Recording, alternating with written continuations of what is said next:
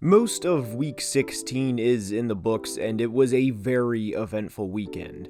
It started back on Thursday night between the Jags and Jets in a very ugly weather game, which was a common theme, in which the Jags won 19-3. My biggest takeaway was, well, really two things, and they correlate with one another. The first is, if you're a Jags fan, I would be thankful every time I watch my team play that we lost more games than the Jets during the 2020 season. Yes, they went through hell during Trevor's rookie season with Urban Meyer and that whole fiasco, but now you are seeing a great quarterback play well, and this is all being done with what I would say is average weapons compared to the rest of the NFL. I mean, Evan Ingram has the fourth most receiving yards as a tight end. I also think they are going to win the AFC South this year, and I think they are in a position to potentially run this division for the next few years. For the Jets, the biggest takeaway is simple. Zach Wilson is obviously not the guy, but with how good this roster is, they are going to be in the veteran quarterback market this offseason and are going to be going after guys like Jimmy G and Derek Carr. And with this roster, that's fine. They are done in 2022, but I absolutely love their future once they figure out the quarterback position. Down I-95 to the Charm City and to Saturday's games, we go to discuss the Falcons and Ravens. Entering this week, I thought the pre-draft concerns for quarterback Desmond Ridder were very fair, as he threw for just 97 yards last week. He looked solid in a very cold game against the Ravens, and both Tyler Algier and Drake London looked good. The Falcons' offense has some pieces, and I genuinely like their future on the offensive side of the ball. This is of course without tight end Kyle Pitts. They only put up 9 points, but they also had 2 touchdowns taken off the board due to penalties. They lost, improved their draft pick, and had rookies look good. For a 5-10 team to lose to a playoff team and look solid in the process, that's a good game in late December. As for the Ravens, the biggest thing is they need Lamar Jackson back. Tyler Huntley, I don't understand how, but was voted as a Pro Bowl alternative, and that's a different discussion, but he is not the guy. Not only that, but Greg Roman is insanely frustrating to watch. They can compete with anybody and can beat anyone on any given Sunday, but my biggest concern is offensive play calling. From one NFC South, AFC North game, we go to another to discuss the Saints and Browns. The Saints are now 2-0 off of their bye, and they won in a very ugly game. The biggest thing with the Saints is, yes, they are currently a 6-win team and are done, but for a lot of the season, they underused Taysom Hill, who can truly be a good football player. Not a franchise quarterback, but a good football player. 5 times this year, Taysom has ran for over 50 yards in a game, and the Saints are 5-0 in these games. Andy Dalton obviously is not the guy, but these are things coaches need to realize and to make the most out of a bad situation. Taysom and Alvin Kamara can frustrate the hell out of a defense, and it's shown when both are used. Cleveland has officially been eliminated from the playoffs, and this hasn't been discussed much outside of Cleveland, but Kevin Stefanski is not a good in-game head coach. This showed it, and especially down the stretch. I don't think he will be fired, but the play calling in this game was bad. The commentators were also taking note of it, and I think he will get another year at minimum because of the quarterback situation and how he had a backup for most of this year. And because of that, I highly doubt he gets fired in a couple of weeks. Texans-Titans time, and the Texans' final 2 games are 2 divisional games between the Jags and Colts, and I sincerely hope they lose both games so they can get Bryce Young. This win had been coming, as they played both the Cowboys and Chiefs very close in the previous 2 weeks, and good for them. My worst fear for Houston is they win either of these games, play the Jags close, and head into 2023 with multiple wins in their final few games, plus playing Dallas and Kansas City close, and keep everyone, meaning the coaching staff, for another year. This would also be under the assumption they lose the number 1 overall pick. This is the worst case scenario for them, and I hope that does not happen. For Tennessee, I think their future is dim. They started 7-3 and are now a 7-8 team with a very real possibility of the Jags winning the division. I think Mike Vrabel is a very good head coach, but I also think this roster is not that talented. They have several positions and big positions they need to replace very soon, and they already fired their general manager. I don't see anything good coming for this franchise in the next year, and on top of it, the Jags are more than likely here to stay. To the Windy City to discuss Bills-Bears, and the Bills' run game is going to be a pain in the ass to deal with in the postseason. Yes, you can say they were playing the Bears, who are nowhere close to as talented of a team as Buffalo is, but this was the type of weather that will be in Buffalo in January, and the Bills put up 35 points and ran for over 250 yards. This was also in a game Josh Allen threw 2 not great interceptions, which he said in the post-game interview he can clean up. If there is any takeaway I have from this game, it is to continuously give James Cook the football. He is a very good running back and is averaging 5.8 yards per carry this season. There are not a lot of takeaways for Chicago other than they lost to a much superior team. However, I do want to credit Chicago for keeping this game closer than a lot of people thought, at least for as long as they did. Unfortunately for Bears fans, this roster is not a complete roster, and there's a reason they are going to pick in the top 5. Whatever it takes this offseason, get Justin Fields help, and now. Cincinnati won a game that was a lot closer than they would have liked it to have been, as they won 22-18 in what was a scoregami. In a weird way for Cincinnati, I think this was a best case scenario. Hear me out when I say that, of course, but they were up 22 points at half, gave up a defensive touchdown, and came away with a win on the road.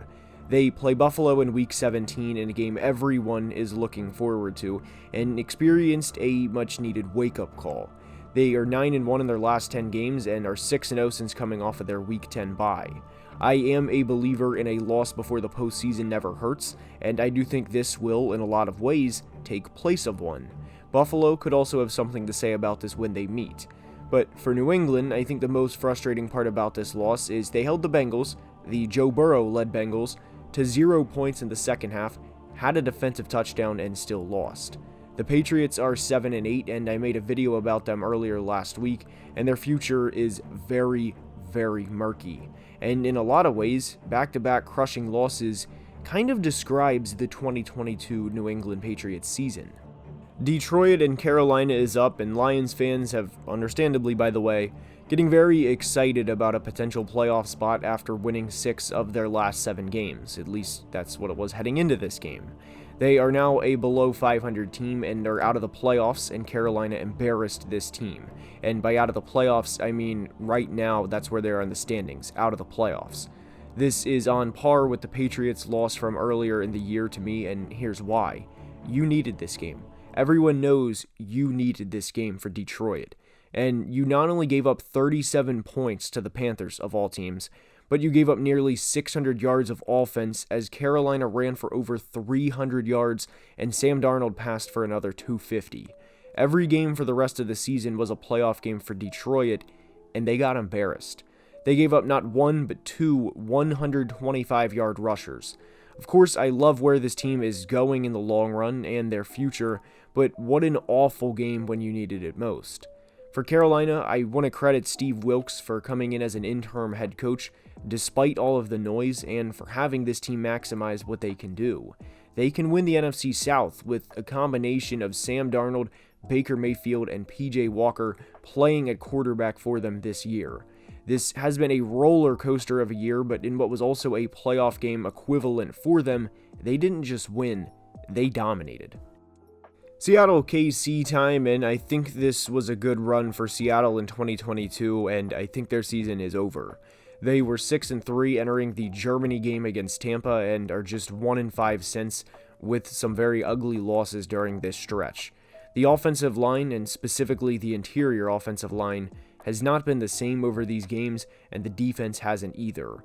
They've lost 4 of 5 coming off of their Week 11 bye week, including the infamous Josh Jacobs 200-plus yard game, and in a game to Carolina, where they gave up over 220 yards rushing. Seattle is in a very interesting situation moving forward, and like Detroit, they are on the outside looking in. If in a bizarre scenario they get into the big dance, I very much think they are one and done. For Kansas City, there's a reason they are as good as they are every single year. They take care of business. I don't think it's a debate anymore, and I do think Patrick Mahomes is the 2022 MVP. He is playing on a different level right now. He has 3 straight seasons with at least 37 passing touchdowns and has 2 games left to play, so I would be very surprised if he doesn't get his second season with at least 40 passing touchdowns, the other being 2018 when he had the infamous 50 touchdown, 5,000 passing yard season at 23 years old. Up Interstate 35 to Minneapolis we go to discuss the Giants and Vikings.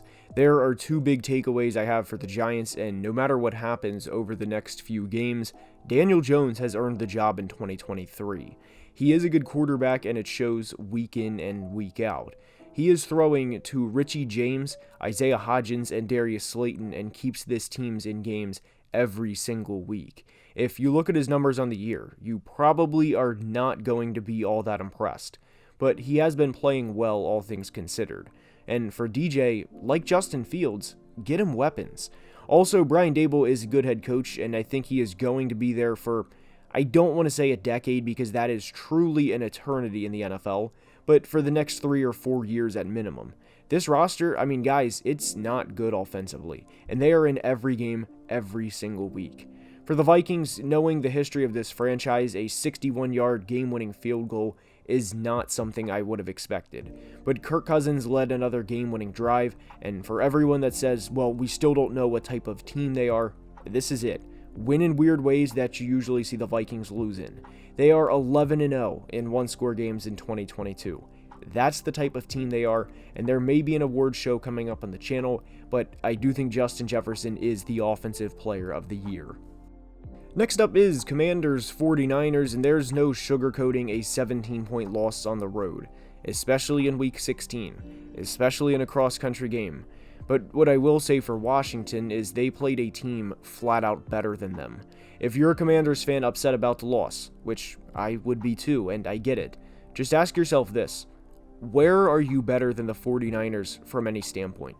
I don't say that to discredit Washington, because the reality is they still control their own destiny and can cause problems for whoever they play in the postseason, and there is an outside chance they meet this team again.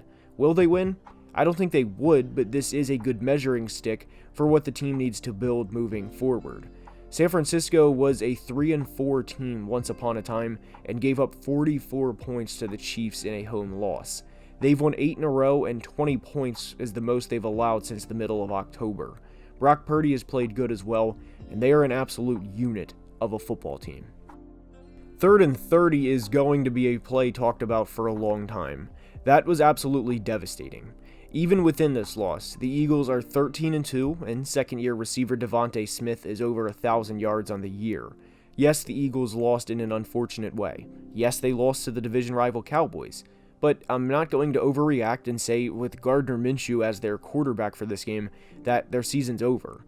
They're more than likely going to beat the Saints in Week 17 and clinch the number 1 seed. So yes, while this loss hurts, and no pun intended with Jalen Hurts missing this game, it's not the end. They're fine. They're a damn good football team. Philly also had 4 turnovers in this game and nearly won. Since their Week 10 loss to Green Bay, Dallas has won 5 of 6 games, and yes, they have went through their own adversity like every other team has. But my biggest takeaway was they will be the 5 seed in the playoffs. Carolina or Tampa will be the 4 seed. I do think Dallas will beat either of those teams in the wild card round, and I think we will see round 3 between the Dallas Cowboys and Philadelphia Eagles in the divisional round of the playoffs. And I can't wait for that. The Raiders had a slim chance of getting to the postseason entering this game. If somebody tells you, hey, you need 14 points on the road to win, you're 7-8 and your season is alive, you would probably like those chances heading into this game against the Steelers. Unfortunately, Derek Carr threw 3 interceptions and they averaged just 3.1 yards per carry. In the second half alone, the Raiders had 22 plays for 30 yards with 3 punts and 3 interceptions. That's the 2022 Raiders season in a nutshell. Extremely disappointing year, and it's not only time to rebuild, it's time to completely clean house. Josh McDaniels needs to go, and Derek Carr is also not the guy. They need to start over. For the Steelers, I mean this truly in the best way possible. This was Pittsburgh Steelers football, or maybe as they say out there, the Pittsburgh Steelers football. This was Western Pennsylvania. This was grit and grind to a low-scoring victory to keep them in the playoff conversation as we inch closer towards January. They are always going to be a grit and grind team. That's their identity, and that's who they are. And I especially love Steve Smith calling out their play calling post-game. He said what a lot of Steelers fans have been feeling, not just for a week or two, but all season long. Green Bay, Miami is up, and there's no way around this. Miami's final 5 drives were a fumble, missed field goal, and 3 interceptions. I truly think Miami lost this game more than Green Bay won, but the Packers are here. Their playoff chances are right in front of them, and they have a Week 17 game against the Minnesota Vikings. A win is a win in the NFL, and they will certainly take it this time of year. But Miami has went from 8-3 to 8-7 and do not look anything like the team we once thought they either were or could have been. And for as controversial of a player as Tua is to people, boy, this game on Christmas Day certainly does not help his reputation. Miami still controls their own destiny to get into the postseason, but I don't have any confidence in this team because I think they're going to play either Buffalo or Kansas City in the first round. And from this team potentially being a 2 or 3 seed when Buffalo was struggling earlier in the year, the tables have turned, and I think Miami is a first round exit. The Broncos-Rams recap is simple. They are in the worst situation in all of football. Nathaniel Hackett needs to go. Russell Wilson, with the contract, is going to be a complicated situation, but it's bad, period. This is awful for the Broncos, and sorry to end on a sour note, but that's all I have for today's video. I hope you enjoyed. If you did, please like the video and subscribe to the channel, as it would mean the world. And until next time, as always, please be safe and have a great day. Love you guys.